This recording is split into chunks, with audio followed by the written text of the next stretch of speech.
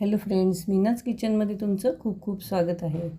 हिवाळा स्पेशलमध्ये आज आपण ड्रायफ्रूट आणि डिंकाचे लाडू करणार आहोत. त्यासाठी गूळ घेऊन पाक करायला ठेवलेला आहे, त्यात पाणी टाकून. त्यानंतर तूप टाकून त्यामध्ये खारकेतली बी काढून थोडंसं जाडसर वाटून घेतली आहे खारीक, ती परतून घ्यायची आहे.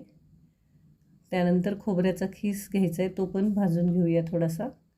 हे सगळं असं भाजल्यामुळे खूप छान क्रंचीनेस येतो त्याला. आणि सगळं आपण हे मिश्रण जे आहे ते जाडसरच ठेवणार आहोत, त्याला मिक्सरमध्ये काढायचं नाही आहे. पूर्ण बारीक न करता असेच लाडू बांधणार आहोत. तर खूप छान लागतात हे लाडू. तुम्ही ही रेसिपी नक्की ट्राय करा आणि मला कमेंट करा. आणि रेसिपी आवडली तर सबस्क्राईब करा. तर आता आपण तुपावर थोडीशी बिब्याची गोडंबी जी आहे ती हिवाळ्यात खात असतात, ती उष्ण असते, त्यामुळे ती पण भाजून घेतलेली आहे. नंतर काजू थोडेसे गरम करून घेतलेत. खसखस घ्यायची आहे, तीसुद्धा गरम करून झालेली आहे.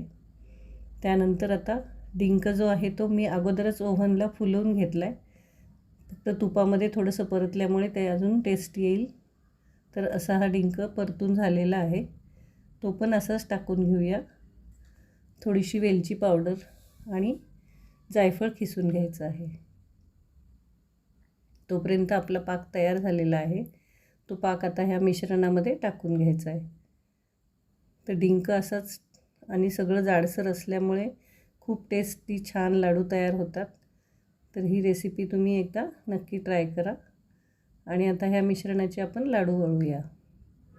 थोडासा डिंक जाडसर असल्यामुळं आबडधोबडच लाडू होणार आहेत. तर असेच सगळे आपण करून घेतलेले आहेत.